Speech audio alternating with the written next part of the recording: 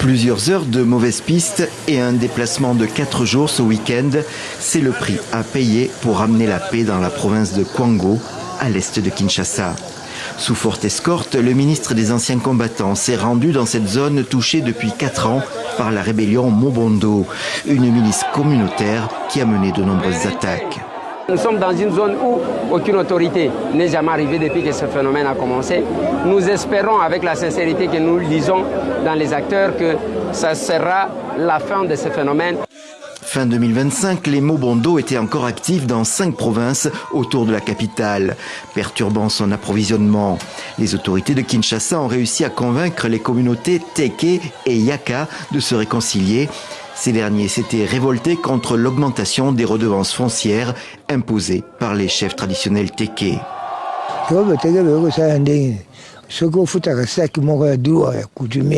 Les Teke ont commencé à exiger 5 sacs de redevances coutumières au lieu d'un sac comme d'habitude. Nous leur avons proposé 2 sacs, mais ils ont refusé. Fâché, le fils du chef Teke a tué notre frère Blaise.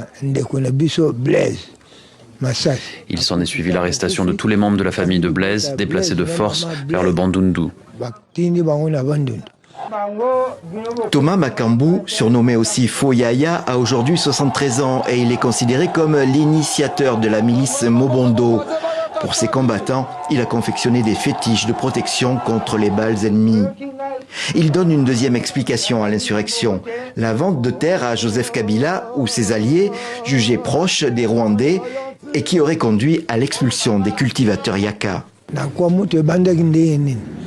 Comment les Mobondo ont-ils commencé à Kwamut?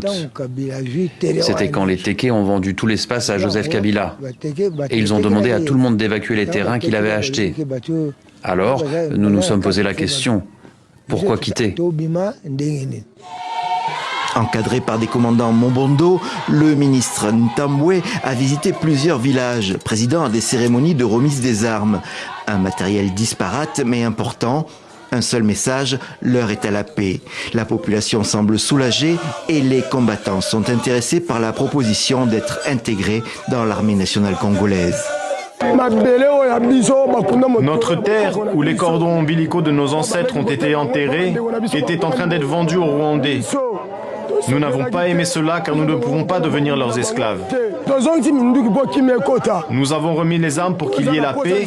Parmi nous, celui qui souhaite intégrer l'armée congolaise ou faire autre chose, chacun est libre.